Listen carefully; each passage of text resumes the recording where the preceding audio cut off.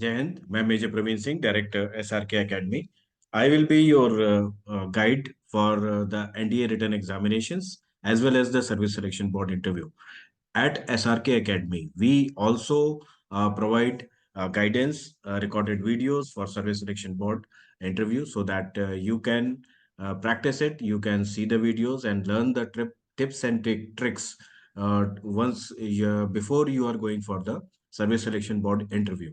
तो इसके साथ ही साथ NDA service selection board interview, all India Sainik school entrance examination, plus RMS entrance examination, plus RIMC entrance examination, plus CDS and AFCAT.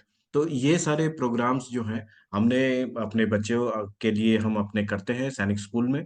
हमारा cardinal warriors private military school with जोश and होश, यहाँ हमारे सारे फैकल्टीज और मैं खुद अपने बच्चों के लिए ये क्लासेस कंडक्ट करता हूँ।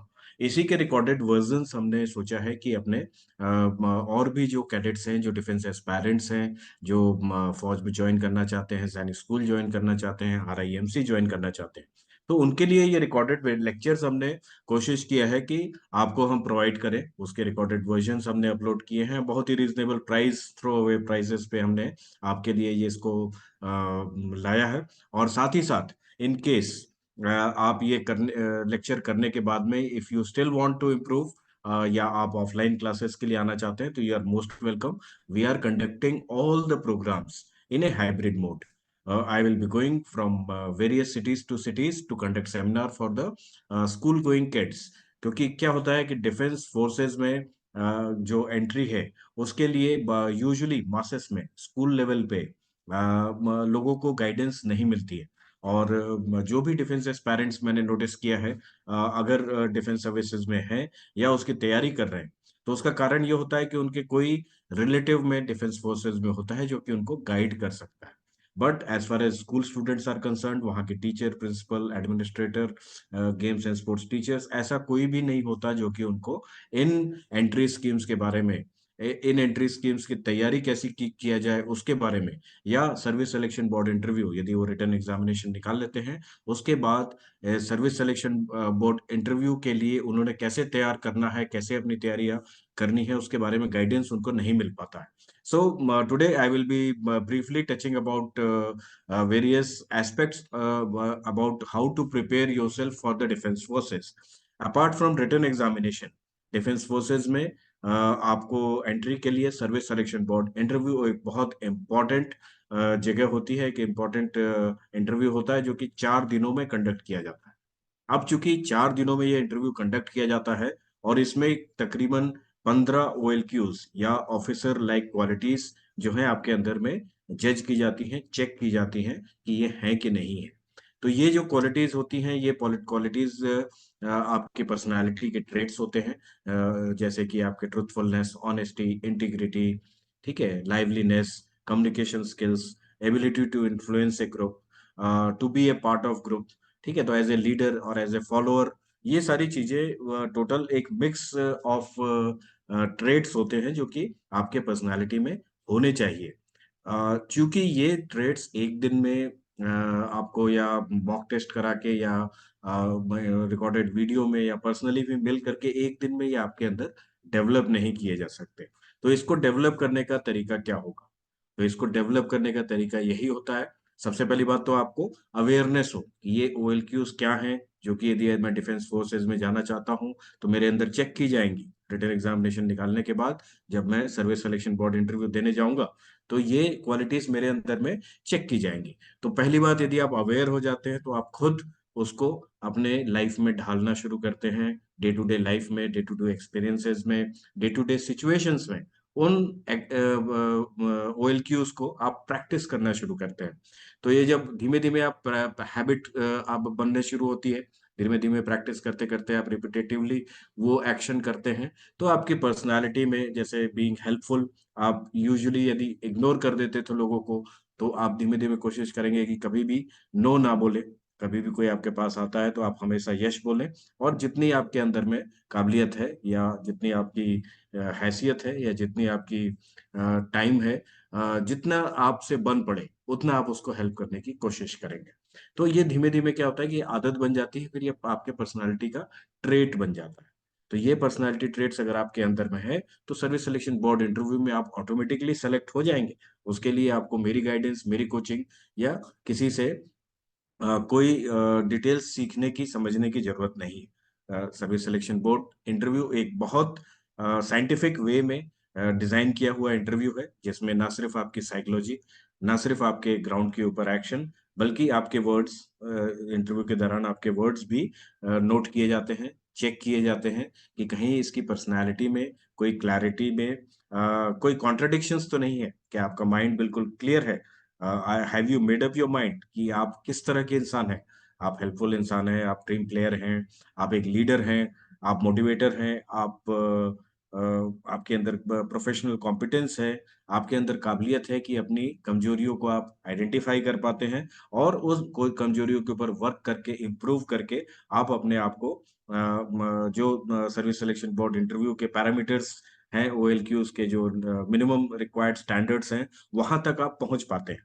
तो इसी के ऊपर मेरा ये छोटा सा वेबिनार है, इंट्रोडक्टरी, जो कि मैं आपको अगले 1 घंटे या 1 घंटे 20 मिनट में कवर करूंगा। तो let's start with our presentation कि एनडीए होता क्या है। एनडीए में आपने जो जाना है, तो आपने किस तरीके से उसकी तैयारी करनी है।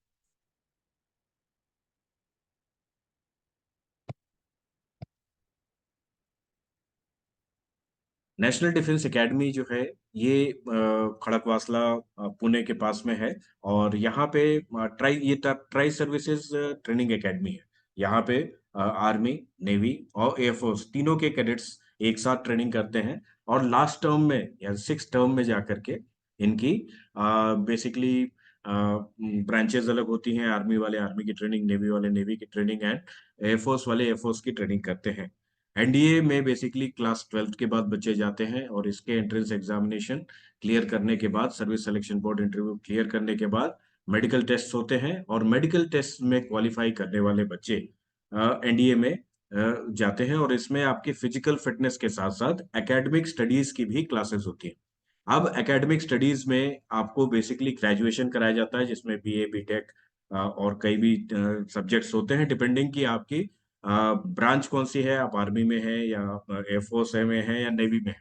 यूजुअली एयरफोर्स एंड नेवी थोड़ी टेक्निकल ब्रांचेस होती हैं, और आर्मी में टेक्निकल ब्रांचेस होती हैं, बट नॉन टेक्निकल के लिए भी स्कोप होता है। But as far as air force and navy is concerned, वहाँ पे मैथमेटिक्स और साइंस इज वेरी इंपॉर्टेंट। आपको बहुत जरूरी है कि आपके पास क्लास 12th में मैथमेटिक्स, फिजिक्स, केमिस्ट्री, ये 3 सब्जेक्ट आपने लिए हो, तो ही आप एयरफोर्स एंड नेवी के लिए कंसिडर होते हैं। अ, अभी एनडीए में जो बच्चे कॉमर्स स्ट्रीम के या और किसी स्ट्रीम के बीए के आते हैं, तो उन्हें भी ये एंट्रेंस एग्जामिनेशन निकालना होता है, जिसमें कि मैथमेटिक्स एक इम्पॉर्टेंट क्वेश्चन है, तो जिसकी आपको सेपरेटली अलग से प्रिपरेशन करने की जरूरत पड़ती है। नेशनल डिफेंस एकेडमी में जो कैडेट्स सेलेक्ट होते हैं, वो अलग अलग स्क्वाड्स में रखे जाते हैं, और जहाँ पे उनकी ट्रेनिंग होती है। तो जैसा मैंने बताया कि यहाँ फिजिकल ट्रेनिंग, और फिजिकल ट्रेनिंग के साथ साथ आपके एकेडमिक ट्रेनिंग, जो आपको ग्रेजुएशन वहाँ कराया जाता है, आपको इग्नो की डिग्री मिलती है। और ग्रेजुएशन जो आपको कराया जाता है, तो टोटल यदि आप परसेंटेज देखें, तो अबाउट 70% एकेडमिक्स है एंड 30% फिजिकल फिटनेस है। एनडीए का फिजिकल फिटनेस रिजीम बहुत टफ है, और यदि आप सेलेक्ट हो जाते हैं, तो इट इज एडवाइजेबल कि जाने से पहले आप अपने फिजिकल फिटनेस पे वर्क करना शुरू कर दें। अदरवाइज शुरू के दिनों में आपको कुछ वहां पे तकलीफ हो सकती है, because the standards of the armed forces as far as physical fitness is very very high. तो you have to be quite prepared to understand कि आप कैसे इंस्टीट्यूट में जा रहे हैं, कैसा कैरियर चॉइस कर रहे हैं। और एक और मैं वर्ड ऑफ कॉशन देना चाहूंगा उन कैडेट्स के लिए जो फिजिकली उतने फिट नहीं है, जिनके आउटडोर्स में मन नहीं लगते हैं, जो ग्रुप में या सोशल अडॉप्टेबिलिटी में थोड़े कमी रखते हैं, तो ये कैरियर आपके लिए नहीं। तो बेसिक ओएलक्यूज में जैसे अभी लेक्चर में आगे कवर, वेबिनार में आगे कवर करूंगा, तो आपने अपने अंदर में वो ओएलक्यूज देखने हैं, अपने आप को सेल्फ जस्टिफाई करना है। बिकॉज आर्मी एक कैरियर नहीं, आर्मी एक वे ऑफ लाइफ है। तो अगर वो आपको सूट करती है, तो आप उसके लिए परफेक्टली फिट हैं, तो इससे बेटर मैं कहूँगा कोई कैरियर ऑप्शन नहीं है। इससे बेटर एडवेंचरस कोई कैरियर आपको नहीं ऑफर कर सकता। जैसे मैंने बाइक राइडिंग की, एडवेंचर टूर पे गया बुलेट क्लब के साथ में, Khardungla the world's highest motorable pass, मेरे को पैरा जंप करने के मौके मिले, मेरे को हॉट एयर बलून में बैठने का मौका मिला, और भी इस तरह के कितने एडवेंचर्स हमने किए, कई प्लेसेस में गए, कई पोस्टिंग्स ली, कई कोर्सेज में हमने कई एडवांस चीजें की। ठीक है। तो ये जो ऑप्शंस और ये जो वैरायटी आपको लाइफ में एज ए यंगस्टर जो आप ड्रीम करते हैं एडवेंचर का, वो आपको आर्मी ही प्रोवाइड कर सकती है। और कोई कॉरपोरेट और कोई जॉब कैरियर आपको इतना बढ़िया एक्सपोजर, इतनी बढ़िया ट्रेनिंग नहीं दे सकता। तो let's start our webinar about the NDA examination and the life at NDA. मैंने बेसिकली आपको शॉर्ट में इंट्रोडक्शन दे दिया है। और हमारा एक प्राइवेट मिलिट्री स्कूल भी है, जिसका नाम है cardinal warriors private military school.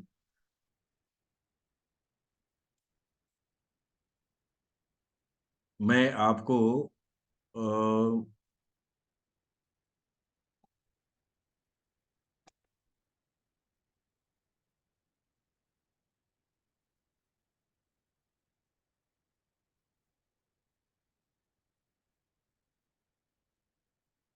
Okay, sorry, या तो नेशनल डिफेंस एकेडमी जो है ज्वाइंट सर्विसेज एकेडमी है, और ये इसके जो एंट्रेंस एग्जामिनेशन है ये कंडक्ट किए जाते हैं यूपीएससी के द्वारा। इसके लिए आपका जो एलिजिबिलिटी क्राइटेरिया होता है, तो firstly you have to be a citizen of India, bachelor, you should not be a married person. आपकी एज 16.5 से 19.5 साल की होनी चाहिए। एजुकेशन आपका 10+2 और इक्विवेलेंट होना चाहिए। यूजुअली क्लास 12th के बाद बच्चे इसमें जाते हैं, बट क्लास 11th के बच्चे भी इस रिटन एग्जामिनेशन का फॉर्म भरने के एलिजिबल होते हैं। So if you are in class 11th, don't forget to fill up the form. Form साल में 2 बार आते हैं, अप्रैल में और सितंबर में इनके टेस्ट होते हैं। उससे 2 या 3 महीने पहले इनके यूपीएससी के फॉर्म आते हैं। तो इसके लिए आप अपने अलर्ट्स डाल सकते हैं अपने जीमेल अकाउंट में। अलर्ट में जाइए, अलर्ट गूगल में सर्च कीजिए और सेटअप कीजिए एनडीए एग्जामिनेशन। और अगर आप ये अलर्ट सेटअप करते हैं, तो जब भी एनडीए एग्जामिनेशन के फॉर्म्स आएंगे, तो आपको तुरंत इसका अपडेट मिल जाएगा। इसमें आज की तारीख में पहले सिर्फ मेल्स और होते थे, एलिजिबल होते थे। Right now females are also eligible, and the first batch of female cadets have already joined the National Defence Academy. Written test इसमें आपका मैथमेटिक्स 300 मार्क्स का होता है। जनरल एबिलिटी टेस्ट आपके 600 मार्क्स के होते हैं। जनरल एबिलिटी टेस्ट में आपके इंग्लिश, आपका जनरल अवेयरनेस क्लास 6 से लेकर क्लास 10th का जो भी आपने social science, social studies, geography, history, civics, जितने भी सब्जेक्ट्स आपने पढ़े हैं, वो सारे सब्जेक्ट्स इसमें पूछे जाते हैं। तो इसके लिए तैयारी करते समय एडवाइजेबल है, मैथमेटिक्स अगर आपने क्लास 12th में ले रखी है तो बहुत अच्छी बात है। आप इस पे बहुत अच्छे से तैयारी कीजिए। आप आईआईटी या नीट, सॉरी, जेई की भी तैयारी कर रहे हो, तो वो जो प्रिपरेशंस हैं, तो उसकी प्रिपरेशंस मैथमेटिक्स, फिजिक्स, केमिस्ट्री आपके बहुत काम आएंगी। जनरल स्टडीज के लिए आपने डेली न्यूज़पेपर पढ़ने की आदत डालनी है। उसमें आप वोकेबलरी पढ़िए, इंग्लिश अपनी इंप्रूव कीजिए, ग्रामर इंप्रूव कीजिए, वोकेबलरी इंप्रूव कीजिए। डेली 10 शब्द आप निकालिए, डिक्शनरी में मतलब लिखिए, देखिए, और उसको अपनी डायरी में नोट कीजिए। तो इस तरीके से डेली अगर आप 10 शब्द सीखते हैं, तो महीने में आप 300 वर्ड सीख सकते हैं। आगे चल के यदि एमबीए करने की जरूरत पड़ी, तो ये वोकेबलरी का जो आपका स्ट्रॉन्ग वोकेबलरी का बेस बनेगा, that will help you in that too. इसके बाद रिटन एग्जामिनेशन यदि आप क्लियर कर लेते हैं, तो उसके बाद आपका सर्विस सिलेक्शन बोर्ड इंटरव्यू होता है, जिसमें बेसिकली आपका intelligence test, officer intelligence test किया जाता है। ऑफिसर लाइक क्वालिटीज चेक की जाती हैं, जो कि आपकी पर्सनालिटी के अंदर है या नहीं है। तो ये जैसा मैंने पहले भी बताया, इसके बारे में, ओएलक्यूज के बारे में मैं बहुत डिटेल में आगे चल के कवर करूंगा। देन आपका मेडिकल एग्जामिनेशन होता है, और उसमें आपको चेक किया जाता है कि आप फिजिकली मेडिकली इस करियर के लिए 100% फिट हैं या नहीं। यूपीएससी के वेबसाइट पे जाएंगे तो जो मेडिकल क्राइटेरियाज होता है, आंख का नंबर कितना होना चाहिए, नौकनी नहीं होना चाहिए, फ्लैट फुट होना चाहिए या नहीं होना चाहिए, एक्सेप्टेबल है कि नहीं है, कलर ब्लाइंडनेस से रिलेटेड जो चीजें हैं वो एक्सेप्टेबल हैं कि नहीं, आपके सुनने की क्षमता कितनी एक्सेप्टेबल है। ठीक है, तो ये सारी चीजें उसमें दी हुई हैं, आप उसको स्टडी कर सकते हैं। और जब तक आप सर्विस सिलेक्शन बोर्ड इंटरव्यू नहीं निकाल लेते तब तक आपको मेडिकल्स के बारे में चिंता करने की जरूरत नहीं है। अभी से डॉक्टरों के पास जाके राय लेने की कोई आवश्यकता नहीं है। पहले आपने रिटन एग्जामिनेशन निकालना है, सर्विस सिलेक्शन बोर्ड इंटरव्यू निकालना है, और फिर ऑटोमेटिकली मेडिकल टेस्ट आपका होगा। और इन केस कुछ प्रॉब्लम्स हैं, तो कई प्रॉब्लम्स ऐसी होती हैं जिसका आप निदान करा करके वापस जा करके मेडिकल बोर्ड क्लियर कर सकते हैं। लेकिन कई चीजें ऐसी होती हैं जिनका एक बार रिजेक्शन होने के बाद आपको कहीं चांसेस नहीं है कि आपको फिर से मौका मिलेगा, जैसे कि colour blindness, flat foot, knock नीज। तो ये यदि आपकी प्रॉब्लम्स निकलती हैं तो जस्ट टू बैड कई और प्रॉब्लम्स हो सकती हैं, surgical related, spine related. But उसके लिए अभी से चिंता करने की जरूरत नहीं। Right now you should focus on clearing your written examination followed by Service selection board interview. और सर्विस सिलेक्शन बोर्ड इंटरव्यू के लिए जो OLQs के ऊपर जो मेरी क्लासेस चलेंगी, जो अब मेरी बातें बताऊंगा, उनको अगर आप अपनी लाइफ में आत्मसात करते हैं, लाइफ में ढालते हैं, लाते हैं, व्यवहार में लाते हैं, तो वो क्वालिटीज आपका सर्विस सिलेक्शन बोर्ड इंटरव्यू में देखी जाएंगी। और अगर आपने उसको अच्छे से मेहनत किया है, अपने अंदर डेवलप किया है, तो आपको Service selection board interview clear करने से कोई नहीं रोक सकता। इसका जो बेसिक सिलेबस होता है, ये सिलेबस आप समझ लीजिए कि मैथमेटिक्स में algebra, trigonometry, geometry, calculus, statistics, probability, और जनरल एबिलिटी टेस्ट में आपका English, physics, chemistry, general science, history, geography and current events. ये करंट इवेंट्स के लिए ही इंपॉर्टेंट है कि आप जो है डेली न्यूज़पेपर पढ़ें मॉर्निंग में, कोई अच्छे न्यूज़पेपर जैसे इकोनॉमिक टाइम्स या Hindustan times, the Hindu is also good. But कोशिश कीजिए कि ए पॉलिटिकल न्यूज़पेपर आप पढ़ें। और जो भी न्यूज़पेपर पढ़ते हैं तो पॉलिटिकल न्यूज़ में यदि आपका पर्सनल इंटरेस्ट है तो अलग बात है।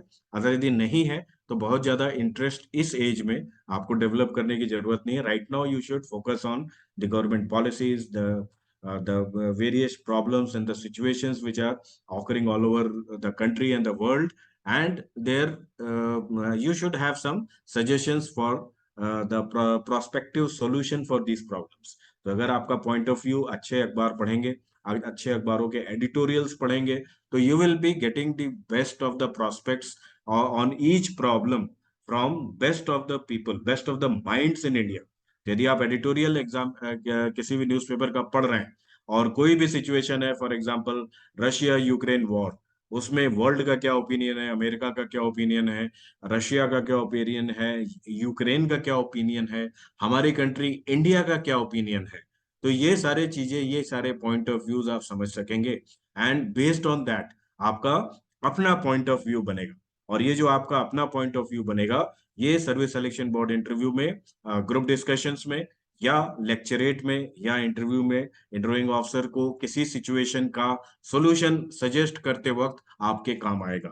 तो यू हैव टू अंडरस्टैंड कि ये जो सुबह डेली न्यूज़पेपर पढ़ना ये कितना इंपॉर्टेंट है आपके लिए। It is not only for your defence career. In case you don't get into a defence career, आप इंडियन एडमिनिस्ट्रेटिव सर्विस, IAS, या स्टेट पब्लिक सर्विस कमीशन के एग्जामिनेशंस, डिप्टी कलेक्टर या SDM बनने के लिए देते हैं, तो वहां पे भी ये जो आपका जनरल नॉलेज का आपने प्रिपरेशंस किया है, इसका तैयारी किया है, ये तैयारी आपके वहां उस एग्जामिनेशंस में भी काम आएंगे। यूपीएससी की वेबसाइट को आपने फॉलो कर लेना है, और इसमें जितने भी कुछ पिछले साल के क्वेश्चंस आते हैं, वो सब भी डिटेल्स आपको यहाँ मिल जाएंगे, जिनको आप डाउनलोड कीजिए, सॉल्व कीजिए, सेल्फ एसेस कीजिए कि आप कितने के नंबर्स पा रहे हैं। लास्ट ईयर हमारे जो कट ऑफ गए थे वो कितने नंबर के गए थे, क्या आप वो कट ऑफ से ऊपर आ पा रहे हैं कि नहीं, आपके एनडीए में सिलेक्शन के कितने चांसेस हैं। और इन केस अगर आपको लगता है कि ये मॉक टेस्ट करने के बाद अगर आपको लगता है कि आप शॉर्ट पढ़ रहे हैं, आपको और मेहनत की जरूरत है, तो हम इनवाइट करेंगे आपको हमारे रिकॉर्डेड लेक्चर्स, जो कि एनडीए रिटन एग्जामिनेशन के हर सब्जेक्ट पे एक्सपर्ट फैकल्टीज के द्वारा उस सब्जेक्ट का प्रैक्टिस कराया गया है, उस सब्जेक्ट के बारे में समझाया गया है, उसके मॉक टेस्ट सीरीज दिए गए हैं।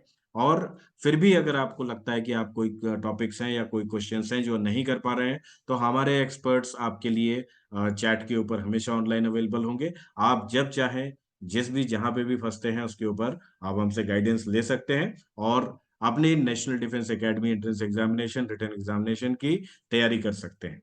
हम इसके साथ में लास्ट में एग्जामिनेशन के ठीक पहले आपके लिए क्रैश कोर्सेज भी कंडक्ट करेंगे, जिसमें ऑफलाइन हो, वो जो कि ऑफलाइन होगा, और जिसमें हम 24 आवर्स आपको ग्रिल करेंगे, सुबह से शाम तक मॉक टेस्ट सीरीज कराएंगे।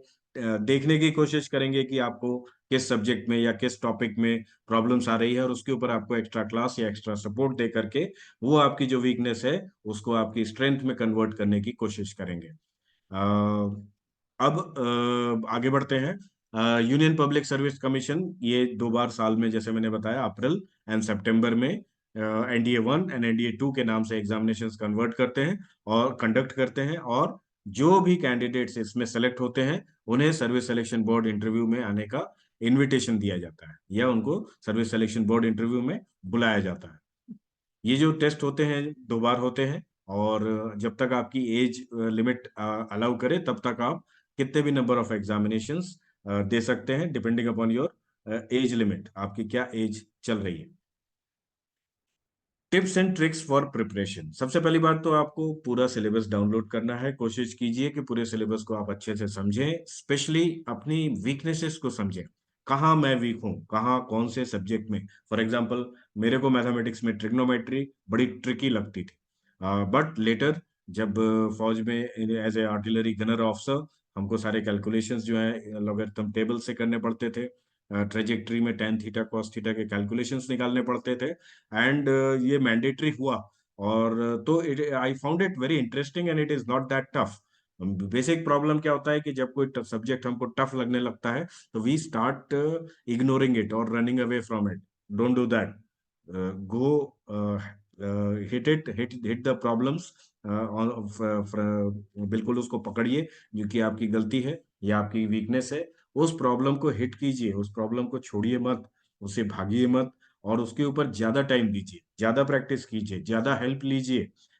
ठीक है, तो इस तरीके से फिर वो जो टॉपिक जो आपका वीक पॉइंट था, that will become your strong point, and that is what is required and is expected by a candidate who is aspiring to join the defence forces. Time management, इसमें आपको अपना time allocate करने के लिए आपको पूरा planner करना पड़ेगा, आपको प्लानर लेना पड़ेगा, बनाना पड़ेगा। आप डायरीज में भी प्लानर अवेलेबल होते हैं, या आप ऑनलाइन या किसी स्टेशनरी की दुकान से भी प्लानर ला सकते हैं।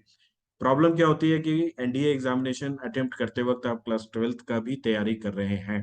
Class twelfth is a very important examination, and based on the numbers and your performance, आपको फ्यूचर में किस कॉलेज में एडमिशन मिलेगा ये भी तय होता है।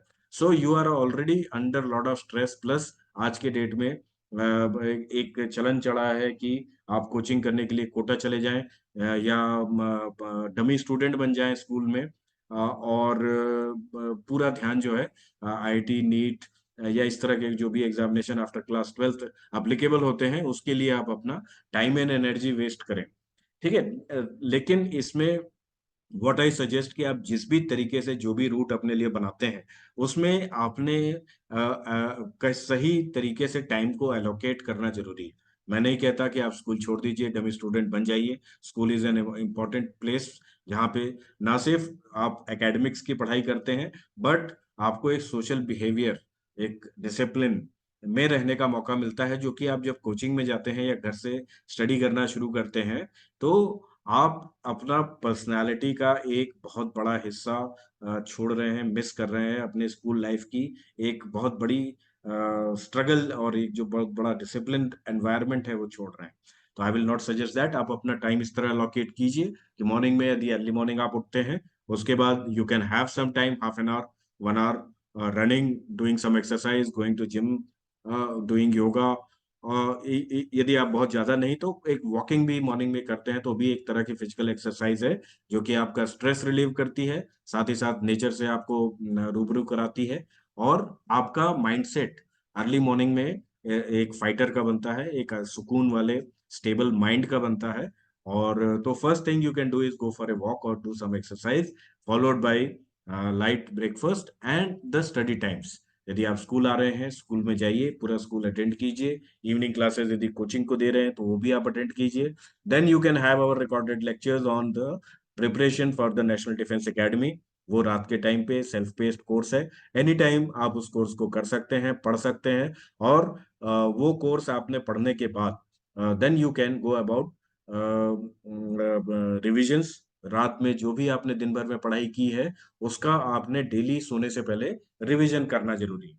और ये मैं क्यों बोलता हूं कि आपको रात में सोने से ठीक पहले रिवीजन करना जरूरी है, उसका रीजन ये है कि जैसे ही आप रात में सोते हैं, तो जैसे क्लास में ब्लैक बोर्ड में एक क्लास के बाद पूरा ब्लैक बोर्ड मिटा दिया जाता है, वैसे ही नींद के दौरान आपके सोते वक्त आपके दिन भर की कई घटनाएं दिमाग से इरेज हो जाती है। लेकिन जो तुरंत सोने से पहले आपने किया होता है, that goes to a long term memory. और ये यदि आप daily revision, weekly revision, monthly revision करते रहेंगे, और रिवीजन के साथ में भी जो भी आप रिवाइज कर रहे हैं उसको लिख लिख करके, रफ कॉपी में लिख लिख करके यदि आप प्रैक्टिस करते हैं, तो वो और लॉन्ग टर्म मेमोरी में जाएगा, and that will help you improve your performance with very very less efforts as compare to कि बार बार आप पढ़ें और भूल जाएं और बार बार उसको याद करें। Rather make it a habit of doing a 10 to 15 minutes of revision daily before going to bed, about 2 to 3 hours of weekly revision every week on Sundays, and about 6 to 8 hours of monthly revision on the last Sunday of the month। तो ये routine अगर आप तैयार करते हैं, ये time management इस तरीके से आप करते हैं, तो डेफिनेट है कि आपकी परफॉर्मेंस इंप्रूव करेगी और आपके सक्सेस के चांसेस बढ़ जाएंगे। साथ ही साथ ये जो आपने टाइम टेबल बनाया है, इसको कंसिस्टेंसी होनी चाहिए, प्रैक्टिस आपने रेगुलरली करनी चाहिए, लिख लिख करके करनी चाहिए, क्योंकि लिखे हुए सॉल्यूशंस जो हैं आपको ज्यादा याद रहते हैं। यदि आप सिर्फ आंखों से पढ़ रहे हैं तो only one sensory organ is used, but अगर आप आंखों से पढ़ रहे हैं, दिमाग से याद कर रहे हैं और हाथों से लिख रहे हैं, तो there are lot of sensory organs which are getting involve.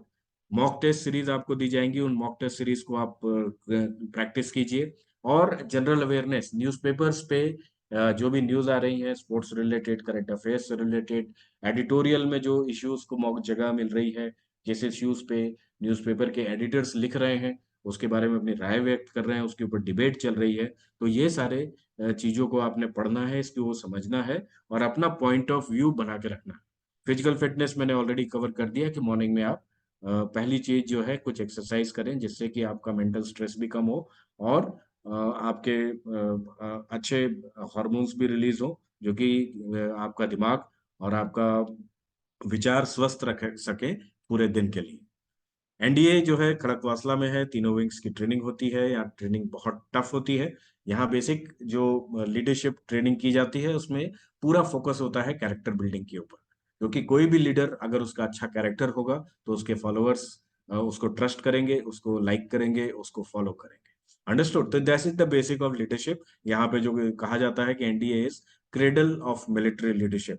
जो स्कूल के बच्चे आते हैं उनको मिलिट्री लीडर्स बनने की तैयारी कराई जाती है, उसके गुण जो है उनके अंदर प्रस्फुटित किए जाते हैं या बीज बोए जाते हैं। ट्रेनिंग शेड्यूल जो होता है बहुत ज्यादा डिटेल में इसको मैं नहीं कवर करूंगा। आर्मी कैडेट्स के लिए बेसिक लीडरशिप, मिलिट्री स्किल्स, ये सब सिखाई जाती हैं। नेवी कैडेट्स के लिए मैरीटाइम ऑपरेशंस, नेविगेशन और नेवल टैक्टिक्स के ऊपर क्लासेस लगती हैं। और एयरफोर्स कैडेट्स के लिए स्पेशलाइज्ड ट्रेनिंग्स होती है, ताकि वो आगे चल के फाइटर पायलट या ट्रांसपोर्ट पायलट या हेलीकॉप्टर पायलट या जिस तरह का भी लोन रोल उनको मिलता है, metrological officers, ground ground duty officers, ATC officers, इस तरह के कई ब्रांचेस हैं जिसमें वो यहाँ से कमीशन होकर के एज एन ऑफिसर जाते हैं। तो बेसिकली जो आर्म्ड फोर्सेस हैं उसमें आपके सिर्फ फाइटिंग फोर्सेस भी नहीं होते हैं, इसमें कई सपोर्ट फोर्सेस भी होते हैं। सप्लाई फोर्स, मतलब जो आपके राशन पानी, आपके एमिनिशन, आपके फ्यूल और स्पेयर पार्ट्स, इस तरह की जो भी रिक्वायरमेंट्स हैं, वो लॉजिस्टिक्स भी हैंडल करने वाली टीम होती है। सिग्नल्स की टीम होती है जो कि आपके कम्युनिकेशन को ध्यान देती है। इंजीनियर्स की टीम होती है जो कि ब्रिजेस बनाने में या ऑपरेशंस में आगे आपको बढ़ने में जो भी दिक्कतें आ रही हैं, ऑब्स्टिकल्स आ रही हैं, उनको हटाने में काम करती हैं। एयरफोर्स में भी इसी तरीके से कई ब्रांचेस होती हैं जो कि एक फाइटर पायलट को या एक फाइटर स्क्वाड को सपोर्ट करती हैं। तो इसी तरीके से जैसे आप आगे बढ़ेंगे तो you will come to know more about what all the are the career options after clearing NDA. तो ये हम आगे चल के कवर करेंगे।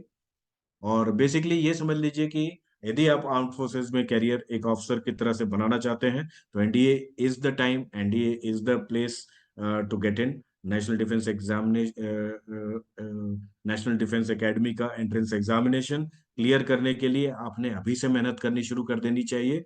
Because as I told you कि आप क्लास वन ऑफिसर बनेंगे, आपका जो कमीशन होगा, कमीशन के पार्चमेंट पे डायरेक्ट प्रेसिडेंट के साइन होंगे।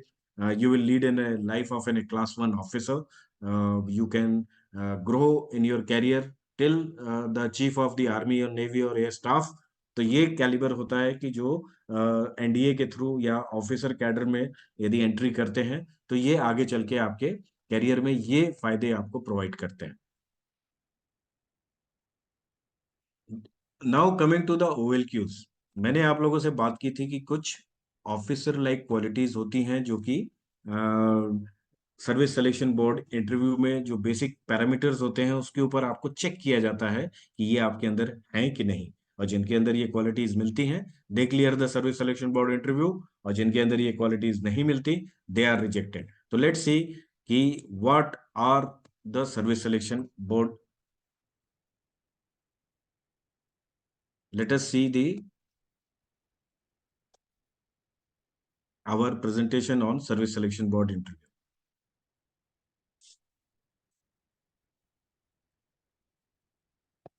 Give me just a moment.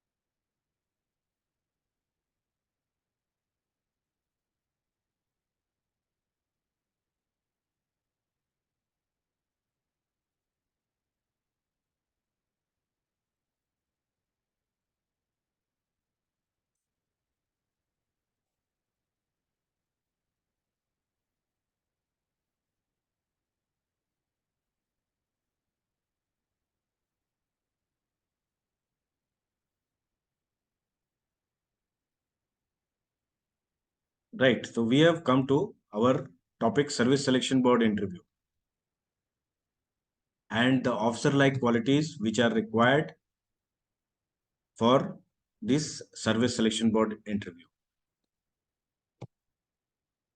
So what are these officer like qualities? What are the final qualities which are being looked into a candidate in the service selection board interview? So the officer like qualities are checked in the armed forces aspirants. And this, for this they use different techniques like the psychological test, the ground test and the interview.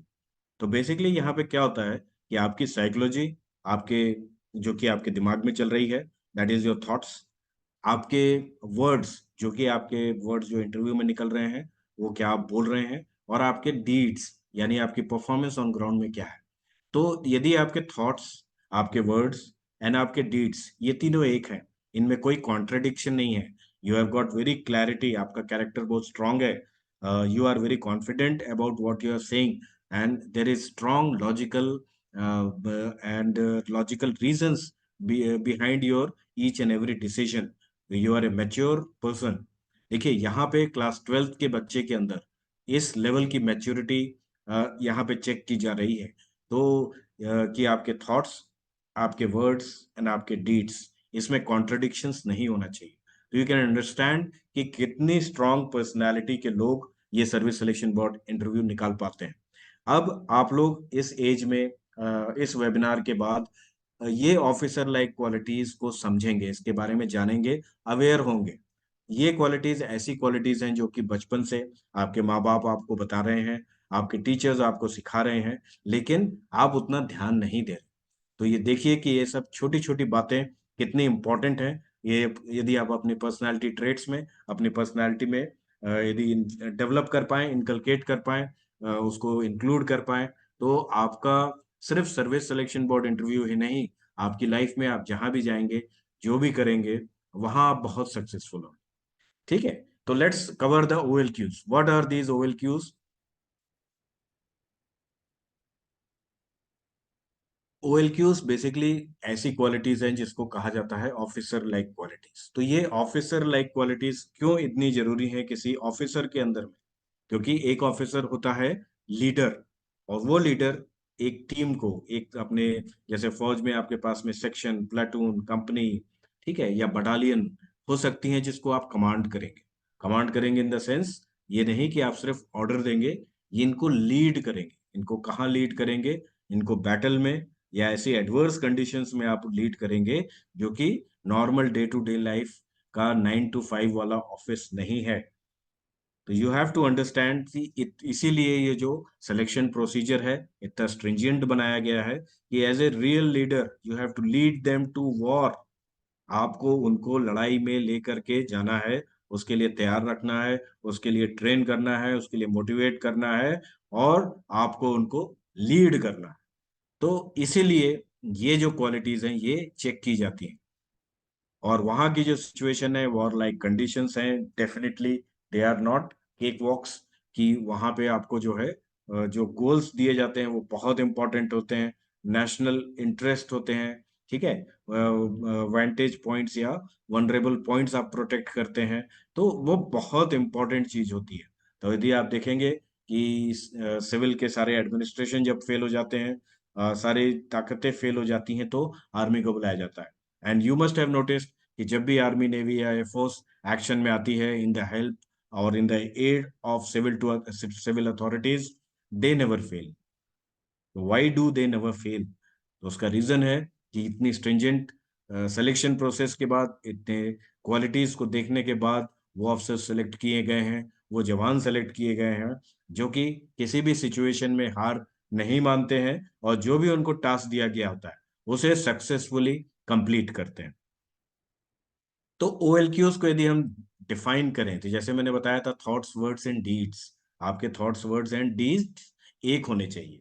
तो उसी तरीके से, तो OLQs जो हैं अलग अलग चीजों को में डिवाइड किए गए हैं। Something related to your mind, something related to your heart, something related to your guts, and something related to your limbs. जैसे प्लानिंग एंड ऑर्गेनाइजिंग, ये जो क्वालिटीज हैं, ये कई क्वालिटीज हैं जो कि प्लानिंग और ऑर्गेनाइजिंग से रिलेटेड है। और ये सारी चीजें आपके दिमाग से, इंटेलिजेंस से, आपके प्रेजेंस ऑफ माइंड से, ठीक है, आपके बेसिकली कॉमन सेंस से रिलेटेड है। तो जो भी इसके टेस्ट होते हैं वो माइंड रिलेटेड टेस्ट होते हैं, जैसे कि verbal and non verbal reasoning, coding and decoding, directions, ठीक है। तो ये सब बेसिकली एक लिंक्ड चीजें हैं जो कि आपके माइंड से रिलेटेड होते हैं। तो ऐसे ही कई टेस्ट होते हैं जिसमें आपकी प्लानिंग, ऑर्गेनाइजिंग, एंड आपके माइंड के रिलेटेड टेस्ट लिए जाते हैं, आईक्यू के कैसा है आपका, आपका डिसीजन मेकिंग का तरीका कैसा है, ठीक है। और आप जो verbal and non verbal reasoning है वो कैसा कर पाते हैं, दिए हुए डाटा को कैसे इंटरप्रेट कर पाते हैं, और कैसे जल्दी से जल्दी इन्फ्रेंस पे पहुंच पाते हैं। Then come something which are related to your heart. जो चीजें आपके हार्ट से रिलेटेड होती हैं वो बेसिकली होती हैं कि सोशल एडजस्टमेंट्स के ऊपर, सोशली आप कैसे हैं, एक्सेप्टेबल हैं कि नहीं एक्सेप्टेबल हैं, लव्ड हैं, हेटेड हैं, किस टाइप की आपकी पर्सनैलिटी है। तो basically to become a leader you need to have the qualities कि आप सोशली बहुत एक्सेप्टेबल हो, people look up to you, आपके कैरेक्टर बहुत रिफाइंड हो, आपके जो पीआर क्वालिटीज हैं वो बहुत अच्छी हैं, और you gel very get well with the team. As a group आप लीड भी कर सकते हैं, और in a team you are a team player also, कि जरूरी नहीं है कि हर बार आप कैप्टन हो, आप टीम में एक प्लेयर भी हो सकते हैं, और you are a good player, you are very cooperative, you cooperate with the not only with the captain but also with the rest of the team, you are a team player। तो ये सारी चीजें जो होती है social personality के issues होते हैं जो कि आपके अंदर होने चाहिए if you are driving to have a career in armed forces. Social effectiveness is something which is related to gut, and wherever you gut comes, there comes the um, feelings or the qualities or the traits like courage, ability to take risk, calculated risk, because there is very fine difference between courage and बेवकूफी। आप bravery और बेवकूफी में जो है ना line बहुत महीन होती है, एंड यू कैनॉट अंडरस्टैंड कि when you are doing an act of bravery और when you are doing an act of foolishness. हाँ, तो ये आपके अंदर गट्स है कि नहीं, आप डर तो नहीं जाते, because at times in armed forces you have to take decisions, you have to do things which are literally impossible for the your civilian counterparts. Like after becoming a paratrooper once I came back, मेरे को बड़ा अच्छा लगता था to post about it to my friends who were in total disbelief. अरे क्या बात करते हो, हवाई जहाज से कोई जंप कर सकता है? No no, it is not possible, you must have been pushed. Understood. तो ये जो चीजें होती है आपको समझने की जरूरत है कि कोई चीजें जो नॉर्मल इंसान सोच भी नहीं सकता, वैसे काम आपने फौज में करने हैं, वैसे काम आपको अच्छे लगते हैं, आप एक्साइटेड होते हैं, एड्रेनलिन फ्लो आपको पसंद है। यस, ऐसे लोगों के लिए ही कैरियर है। Army is a career, is not a career, is actually a way of life. If you enjoy it, you will never feel कि you are doing a job, you will always feel कि you are enjoying your life। Then something which is related to your dynamics, basically to your limbs, your physical fitness, ability to run and never to give up, good will power। तो ये सारी चीजें जो है ये OLQs एक कच्चा चिट्ठा डिफाइन करती हैं कि ये कैरेक्टर्स हमको चाहिए in any cadet who is wanting to join the armed forces through NDA और through any other entry scheme. तो ये सर्विस सिलेक्शन बोर्ड में जो ये OLQs हैं, इनको इन बेसिक ब्रॉड कैटेगरीज में या क्लासिफिकेशन में डिवाइड किया जा सकता है। नाउ लेट्स से कि इसमें से बेसिक हर सब हेड के अंदर में और क्या क्या OLQs है। प्लानिंग एंड ऑर्गेनाइजिंग, ये जो होता है ये होता है आपके माइंड से रिलेटेड, और जैसा मैंने बताया आपकी इफेक्टिव इंटेलिजेंस, आपकी इंटेलिजेंस का लेवल कैसा है, क्या आप डे टू डे प्रॉब्लम्स को effectively very fast without getting tense and stressed solve कर पाते हैं। फिर आपकी रीजनिंग एबिलिटी, कि आपके लॉजिक एंड रीजनिंग का तरीका कैसा है, क्या इसके लिए आपके रीजनिंग एबिलिटी के टेस्ट किए जाते हैं, verbal and non verbal reasoning, और डायरेक्शंस की, कोडिंग एंड डिकोडिंग के, इस तरह के कई टेस्ट होते हैं जो कि आपकी रीजनिंग एबिलिटी को टेस्ट करते हैं during the service selection board interview. Then comes organising ability, जैसे आप कॉलेज में या स्कूल्स में होते होंगे तो कभी एनुअल फंक्शन, एनुअल स्पोर्ट्स या कोई एक छोटा बहुत इवेंट ऑर्गेनाइज करते होंगे, टीचर्स डे पे करते होंगे, ठीक है। तो ये ऑर्गेनाइजिंग एबिलिटीज ये आपके अंदर में है कि नहीं, ठीक है। और ऑर्गेनाइजिंग एबिलिटी के साथ साथ आपको ये अंतर समझना बहुत जरूरी है कि जैसे आप MBA करने के बाद आपने देखा होगा कि लोग जो हैं मैनेजमेंट के ऊपर काम करते हैं, और ये बहुत महीन लाइन फिर होती है मैनेजमेंट एंड लीडरशिप के बिटवीन में। लेकिन एक मैनेजमेंट और एक लीडर में क्या क्या डिफरेंस होता है। तो बेसिकली आपको ये समझ जाना चाहिए कि मैनेजमेंट जो होता है वो चीजों को मैनेज करने के लिए होता है। लीडर जो होता है मैनेजमेंट के पार्ट के साथ साथ 4 कदम आगे जाता है। तो he is not is only the one who is giving the orders for the change, but he is the also the person who is personally doing that change of doing that thing himself. He is leading from the front. For example, war में अगर आप लड़ाई पे जा रहे हैं तो as a leader if you are ordering your men to go to war या go to attack, that is the time you should be the first person doing the attack personally. Understood? तो ये management और leadership का थोड़ा ये यदि आप अंतर समझेंगे तो यू कैन अंडरस्टैंड कि ऑर्गेनाइजिंग एबिलिटी के साथ साथ आपकी लीडरशिप एबिलिटीज की भी रिक्वायरमेंट होती है। For example, I will let you know, once I went to a school for some seminar, and जैसे ही मैं सेमिनार के लिए जो हॉल अलॉट किया गया था, I went inside that hall, I found it very dirty, seats were dirty, I think कई सालों से वो खुला नहीं था। तो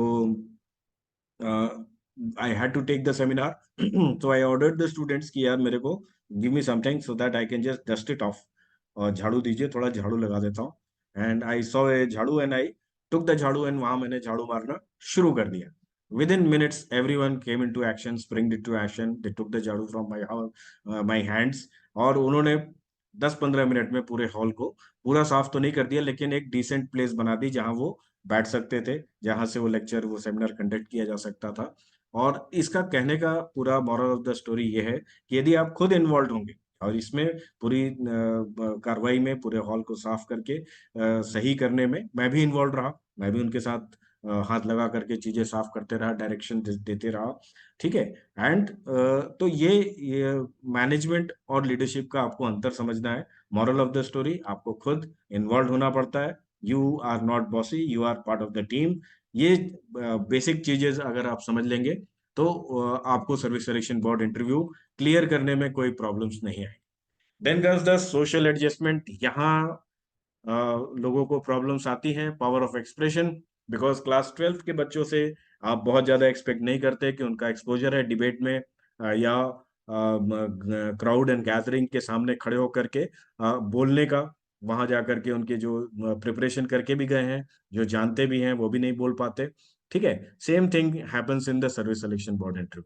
अगर आपने प्रैक्टिस नहीं की है अपने पावर ऑफ एक्सप्रेशन की, कम्युनिकेशन स्किल्स की, तो डेफिनेटली आपको जो है बहुत मुश्किल आने वाली है। ग्रुप डिस्कशन में आप बोल नहीं पाएंगे, पहले ही दिन स्क्रीन आउट हो जाएंगे। या यदि आप आगे भी जाते हैं तो ग्रुप डिस्कशन में you might lose your temper कि मेरे को मौका नहीं मिल रहा है, या जो भी बात आपकी सही पॉइंट भी है उसको सही तरह से यदि आप नहीं प्रेजेंट कर पाएंगे confidently, maturely, in a very lucid manner, in a manner in which in a gentlemanly manner, without fighting with the group, है ना, you being cooperative person in the group, तो इसके लिए आपको प्रैक्टिस करने की जरूरत है। तो apart from the recorded video course, we highly recommend कि जब भी आप सर्विस सिलेक्शन बोर्ड इंटरव्यू के लिए जाइए तो उससे ठीक पहले 14 दिन, एक हफ्ते का हमारा क्रैश कोर्स अटेंड कीजिए, ऑफलाइन अटेंड कीजिए, जिसमें इन चीजों के ऊपर हम आपको प्रैक्टिस कराएंगे। हम देखेंगे कि आप, हमारी टीम ऑफ ऑफिसर्स है जिसमें retired major general Sanjay Sharma sir हैं, जिसमें GTO, retired ex GTOs of service selection board interview है। ठीक है। Retired psychologist from the service selection board interview है, जो कि आपका पूरा असेसमेंट करके आपको बताएंगे कि किन किन ओएलक्यूज में आपका जो परफॉर्मेंस कम है उसको इंक्रीज करने की जरूरत है, और कैसे इंक्रीज करने की जरूरत है। तो ये चीजों के साथ यदि आप अभी इन ओएलक्यूज को समझें, अपने अंदर में डेवलप करने की कोशिश करें डे टू डे लाइफ में, just before you go to the service selection board interview हमारे पास आए और एक असेसमेंट करा करके जो जो कमियां हैं उसके बारे में जानकारी लें, और उस पर कैसे इम्प्रूव करना है इसके ऊपर जानकारी लें। तो बट नेचुरल है, 100% चांसेस है कि आप service selection board interview clear कर लेंगे। साथ ही इसमें आपकी सोशल अडॉप्टेबिलिटी भी चेक की जाती है कि आप कितने अडॉप्टेबल हैं, आपके एडजस्टमेंट्स चेक किए जाते हैं, क्या आप कोऑपरेटिव हैं, क्या आप टीम प्लेयर हैं, क्या आप सबकी हेल्प करते हैं। ठीक है। और आपके अंदर सेंस ऑफ रिस्पॉन्सिबिलिटी है कि नहीं, ये बहुत इंपॉर्टेंट क्वालिटी है। बिकॉज कोई यदि इंसिडेंट हो रही है, कोई टीम में यदि आप पूरी टीम के लिए अपने आप को रिस्पॉन्सिबल मानते हैं या लीडर मानते हैं, तो you should be taking the responsibility not only of the task but also of the team, कि हमारी टीम के भी सेफ्टी वेलफेयर का ध्यान हो, उनका भी मौका मिले, उनको भी रिकॉग्निशन मिले, उनको भी शाबाशी मिले। ठीक है, तो ये बेसिक चीजें यदि आपके अंदर में है, ये डेवलप कर सकते हैं आप अपनी पर्सनालिटी में। बहुत टफ नहीं है, बहुत इजी चीजें हैं। ये आपको बचपन से बताई जा रही हैं, सिखाई जा रही हैं, चाहे घर में, परिवार में, माँ बाप के द्वारा, या स्कूल कॉलेजेस में आपके टीचर्स के द्वारा। और ये क्वालिटीज अगर आप डेवलप कर लेते हैं, तो सर्विस सिलेक्शन बोर्ड क्या, आप जिंदगी में जहां भी जाएंगे, आप बहुत लोकप्रिय होंगे, बहुत अच्छा काम करेंगे, और people will not only like you but they will follow you, they will follow you as a leader. Now coming to the OLQs which are related to your heart. तो इसमें आता है इनिशिएटिव। एक ग्रेट लीडर जो होता है, उसके अंदर सबसे अच्छी क्वालिटी होती है कि ही ग्रैब्स द अपॉर्चुनिटी। जैसे लड़ाई के दौरान कई मौके ऐसे आए जब गोलियां चल रही थी, और जब गोलियां चलनी शुरू हुई, तो उस टाइम पे everyone is looking for a place to hide, अपने को गोलियों की बौछार से बचाने के लिए। और पहली प्रायोरिटी यही होती है, यही ट्रेनिंग भी सिखाती है कि डैश डाउन एंड क्रॉल, आप दौड़िए गोली चलने पे, फिर जमीन पे आइए, क्रॉलिंग कीजिए, और एक सेफ जगह पे जाकर के अपने आप को बचाइए, उसके बाद आप फायर बैक करते हैं। और लेकिन इस सिचुएशन में चूंकि बीपी बढ़ गए रहते हैं, डर लग रहा होता है, fear obviously is taking over everyone. और इस सिचुएशन में जो बंदा पहला फायर करता है या फायर रिटर्न करता है, बाकी अपने टीम मेंबर्स की हेल्प करता है, उनको डायरेक्शन बताता है कि कहाँ से फायर आ रहा है उसको, और वहां पे वो फायर करने के लिए मोटिवेट करता है, बोलता है, ऑर्डर्स देता है, तो that is the person is the leader. ठीक है, तो एक्चुअली इस बंदे ने क्या किया, इसने मौके का फायदा उठाया, इनिशिएटिव लिया। This is the time when everyone needs help, this is the crisis time, this is the time as an officer you are suppose to take the lead. ये जो काम मैंने बताया, ये एक ऑफिसर के काम है कि उसने ऐसी सिचुएशन में अपना कूल काम ना खोलते हुए, पूरा ध्यान रखते हुए, टीम की सुरक्षा को देखते हुए, उसके बाद जो फायर आया है उसको रिटेलिएट करे, उसको आइडेंटिफाई करे कहाँ से आया है, लोगों से बात करे, पूछे, और उसको प्रॉपर वे में रिटेलिएट करे। That is taking the initiative. क्या आप वो इनिशिएटिव ले पाते हैं? कहीं कोई प्रॉब्लम सिचुएशन आती है, तो उस टाइम पे leader is required to take that initiative. And let me tell you, जैसे लीडर के ऊपर हर आदमी देख रहा होता है उसकी तरफ, सबकी निगाहें होती हैं कि अगला ऑर्डर क्या है, करना क्या है। आप देखेंगे कि जो भय है या फियर है, फियर इज कंटेजियस, ये गंदी बीमारी की तरफ फैलता है। तो अगर, और साथ ही साथ करेज, करेज इज ऑल्सो कंटेजियस, ये दोनों बीमारी हैं। तो अगर एक आदमी के अंदर करेज का बम फूटता है, तो वो पूरी की पूरी टीम में वो करेज का बम फूटता है, वो जोश आता है, वो जुनून आता है, वो कुछ करने का जज्बा आता है। और वहीं अगर किसी के अंदर में डर के भागने का जज्बा आता है, तो पूरी की पूरी टीम जो है दुम दबा के वहां से भागती हुई नजर आती है। For example, in this situation अगर लीडर अपनी बंदूक लेकर के चार्ज कर देता है जहां से गोली आ रही है, तो सारी की सारी टीम चार्ज करेगी। That is the courage reaction. और यदि आप भागने की कोशिश करेंगे ऐसी सिचुएशन से, सो तो ऐसा सिचुएशन में यदि आपने गलत इनिशिएटिव ले लिया, तो आपकी टीम भी आपको भागेगी, वो टीम भी आपकी पीछे की तरफ विड्रॉ करेगी। तो दिस इज द रीजन ये जो OLQs हैं इतने इंपॉर्टेंट हैं। पहली बात, आपके डिसीजंस जो हैं क्विक हो, डिसीजंस सही हो, सही डायरेक्शन में हो, आपका initiative when your team needs the most, जब सबसे ज्यादा प्रॉब्लम है, then you should be into action, your mind should be working, your decisions must be right, and your direction of your decisions and your direction of your orders must be right। तो इसीलिए इतना important है ये सब OLQs, जिसके ऊपर आपका service selection board interview होता है। तो इसको यदि आप अच्छे से समझ लेते हैं, तो सर्विस सिलेक्शन बोर्ड के जो बाकी प्रोसीजर्स हैं वो सिर्फ प्रोसीजर्स होंगे, जिसको आपको गो थ्रू करना पड़ेगा। But I can assure you, आप definitely service selection board interview में सेलेक्ट हो जाएंगे। Social effectiveness, this is related to your guts, जो मैं भी आपसे डिस्कस कर रहा था। Self confidence, speed of decision. ठीक है, क्योंकि आर्म्ड फोर्सेस में आपके एक डिसीजन का, गलत डिसीजन का मतलब एक जान के जाने तक हो सकता है, और ये नुकसान ऐसा है कि जिसको वापस रिकवर नहीं किया जा सकता। और कोई भी नुकसान आप लाइफ में रिकवर कर सकते हैं, financial loss, loss of property, loss of vehicle, loss of any material thing, you can recover it back, but life once gone can not be recovered back, it is irreversible. ठीक है। और इसके साथ में आपकी ग्रुप इन्फ्लुएंसिंग एबिलिटी कैसी है? यदि आप अच्छे लीडर हैं, आप लाइवली हैं, आप फ्रेंडली हैं, आप कोऑपरेटिव हैं, आप हेल्पिंग हैं, ठीक है, आप तो आपकी टीम में, बट नेचुरल है कि आपका टीम आपके साथ में जो फ्रेंडली रहेगी, कोऑपरेटिव रहेगी, ठीक है, जो आप दे रहे हैं वो आपको उनसे भी मिलेगा, वो ट्रस्ट वो आप यदि गेन कर पाए अपनी टीम का, तो आप ग्रुप को इन्फ्लुएंस भी कर पाएंगे। और group influencing ability armed forces में इसलिए इंपॉर्टेंट है कि अगर आपके अंदर ये कैरेक्टरिस्टिक्स हैं, जो OLQs हैं, तो आप एक अच्छे लीडर बन सकते हैं और आप ग्रुप को इन्फ्लुएंस भी कर सकते हैं। Dynamic is liveliness, determination and courage and stamina. तो दीज आर द 15 OLQs जो कि आपको अपने अंदर में होनी चाहिए। लाइवली आदमी होने चाहिए, यदि आप किसी रूम में घुसे तो उजाला हो जाना चाहिए, हंसी होनी चाहिए, everyone should appreciate, everyone should love your presence, it should be, your presence must be a very lively presence. First, determination. Determination is very important, और ये यूजली विल पावर से भी आप वो कर सकते हैं कि आप कोई ऑब्स्टेकल या कोई भी जो आपके रास्ते में प्रॉब्लम्स आ रही हैं, उनसे डरेंगे नहीं, उसको हेड ऑन लड़ेंगे, उसको आप सॉल्व करेंगे। ये करने का आपके अंदर डिटर्मिनेशन है।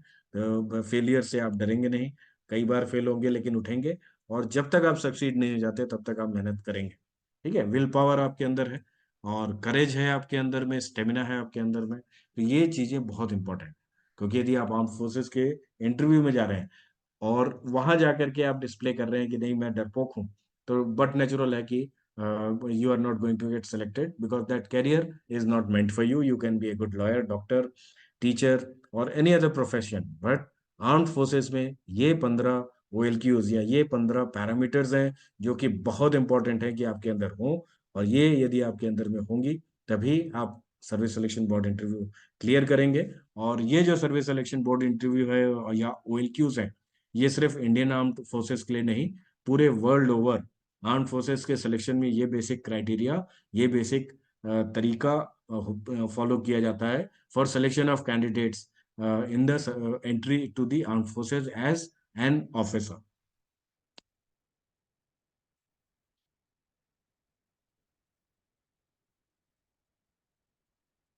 ये बहुत इंपॉर्टेंट पॉइंट है कि आर्म्ड फोर्सेस में यूजुअली जो होते हैं, बहुत क्वालिफाइड लोग आते हैं, बहुत अच्छे लोग आते हैं, अच्छा ऑल ओवर इंडिया से यंग जनरेशन के जो बेस्ट ऑफ द पीपल होते हैं, चाहे एकेडमिकली, चाहे इंटेलिजेंस वाइज, चाहे games and sports wise, physical fitness wise, हर तरह के, हर फील्ड से, हर स्टेट से, हर लैंग्वेज के, हर जात के लोग आते हैं, आर्म फोर्सेस ज्वाइन करते हैं as an officer. But once they become an officer, तो उनके अंदर एक चीज जो हमको ट्रेनिंग में सिखाई जाती है कि how to be a good officer. बताया जाता है कि ट्रेनिंग के दौरान बताया जाता है कि there can be two type of officers.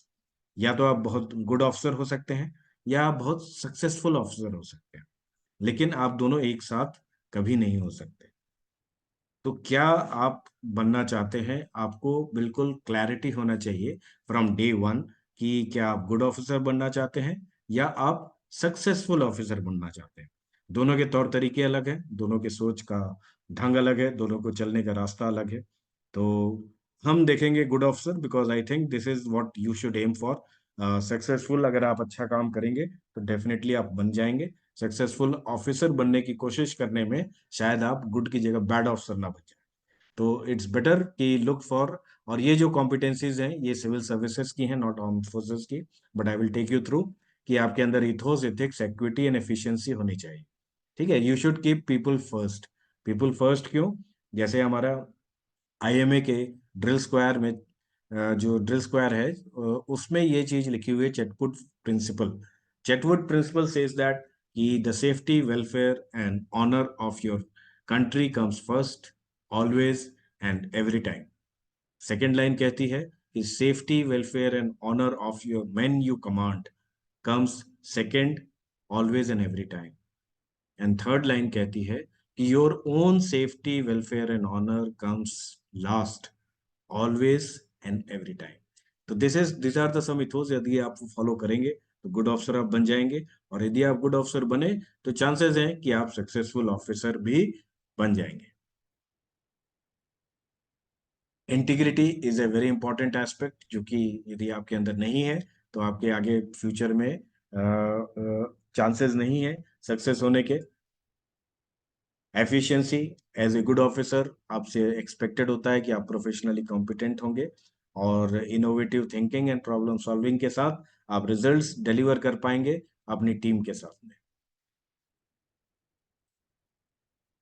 तो जैसा मैं बता रहा था कि OLQs कितने इंपॉर्टेंट हैं, और अगर आप इनको समझ लें, इनको याद कर लें, अपने जीवन में उतारना शुरू कर दें, तो आपको किसी भी एग्जामिनेशन में निकलने के लिए कोई आपको मेहनत नहीं करनी पड़ेगी, ऑटोमेटिकली आप सेलेक्ट हो जाएंगे।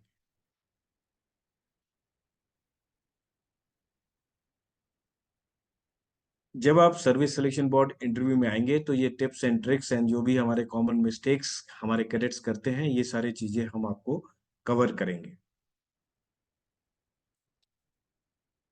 तो आज की वेबिनार में मैंने आपको NDA and service selection board interview से रिलेटेड OLQs, वो क्वालिटीज जिससे कि आप सर्विस सिलेक्शन बोर्ड इंटरव्यू में सेलेक्ट होंगे, वो क्वालिटीज जो देखी जा रही हैं सर्विस सिलेक्शन बोर्ड इंटरव्यू में कि आपके अंदर में है या नहीं है, तो इसके ऊपर ये मेरा पूरा सेशन था। I hope you like this session.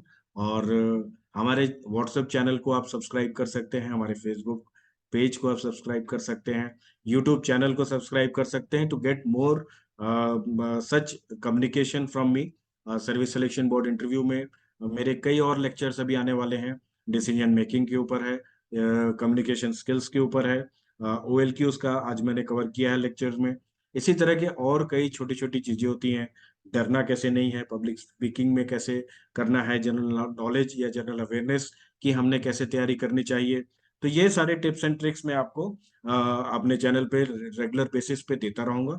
और 31 मार्च बोर्ड एग्जामिनेशन खत्म होने के बाद से कई शहरों में मैं ऑनलाइन ऑफलाइन सेमिनार्स भी कर रहा हूँ, जिसमें छत्तीसगढ़, झारखंड, उत्तर प्रदेश, मध्य प्रदेश, महाराष्ट्र और उड़ीसा, इन सब स्टेट्स में, जो छत्तीसगढ़ के नेबरिंग स्टेट्स हैं, इसमें हम सेमिनार्स भी करेंगे, जिसमें हम लोकल स्कूल्स के बच्चों को बुलाएंगे। कांटेक्ट कर रहे हैं हम कई स्कूल्स के प्रिंसिपल्स को, जहां से हमें बहुत अच्छा रिस्पांस मिल रहा है। और ये जो सेमिनार्स होंगी ये लाइव वेबिनार्स में भी जाएंगी, जिसमें मैं ये सारी टिप्स ट्रिक्स के बारे में आपसे बात करूंगा, बच्चों से बात करूंगा।